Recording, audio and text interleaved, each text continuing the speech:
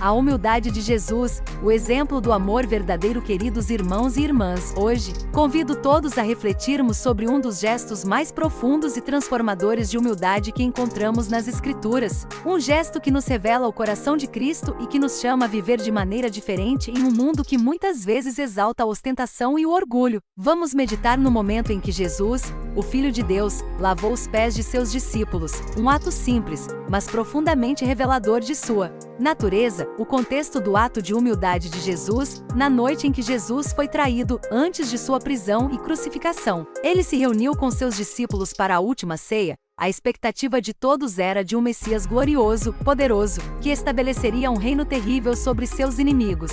Porém, o que eles não esperavam era o que aconteceu naquela noite. Jesus, o Mestre, o Senhor, o Rei dos Reis, se levantou, tirou sua capa, pegou uma bacia com água e, com humildade e compaixão, começou a lavar os pés dos seus discípulos. Naquela época, lavar os pés era uma tarefa reservada aos servos, aos mais humildes. Era uma atividade comum, mas cheia de simbologia. Quando alguém viajava por longas distâncias com sandálias, os pés ficavam sujos e eram lavados como uma forma de acolhimento. Mas ali naquele momento Jesus, o Senhor e Mestre, fez algo que chocou todos ao redor. Ele, que era digno de honra e reverência, escolheu se abaixar para realizar um ato de extrema humildade. O contraste entre humildade e ostentação. O gesto de Jesus nos ensina algo profundamente oposto ao espírito de ostentação que rege muitas vezes o mundo em que vivemos. Hoje, vivemos em uma sociedade que frequentemente valoriza a aparência, o status e a exibição de poder. A ostentação de riqueza, sucesso e autoridade se tornou uma constante, especialmente em redes sociais e meios de comunicação.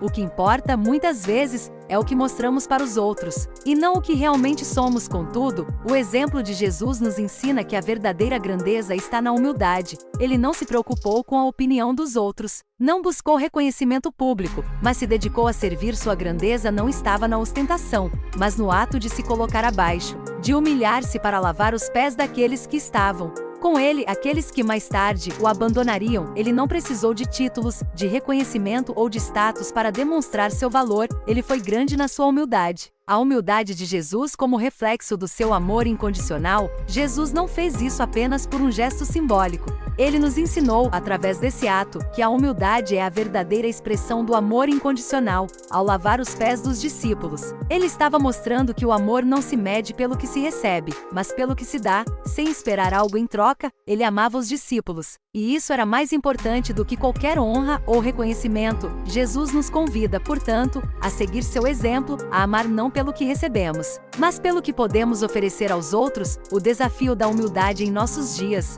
Irmãos e irmãs, em um mundo que constantemente nos impulsiona a buscar a glória, a posição e a notoriedade, o chamado de Cristo para a humildade é desafiador. O que Jesus nos ensina é que a verdadeira grandeza está em servir, em colocar os outros acima de nós mesmos. Isso é uma verdadeira revolução contra os valores de um mundo que diz exiba-se para ser visto, e Cristo nos diz, abaixe-se para servir. Hoje, diante do exemplo de Jesus, somos chamados a examinar nossas atitudes. Estamos mais preocupados com as aparências e com a imagem que projetamos para os outros?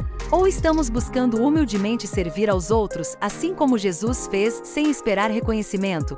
Conclusão: o chamado para seguir o exemplo de Jesus. Meus amados, Jesus nos deixou um legado que vai além das palavras. Ele nos deu um exemplo de vida, a humildade, o serviço, o amor incondicional. Que possamos, todos os dias, buscar refletir essa humildade em nossas atitudes, em nosso trato com os outros, que ao invés de buscar a ostentação e o reconhecimento, possamos nos colocar em disposição de servir. Que cada um de nós, à semelhança de Cristo, entenda que a verdadeira grandeza não está no que fazemos para nós mesmos, mas no que fazemos para os outros, na humildade, no amor, no servir.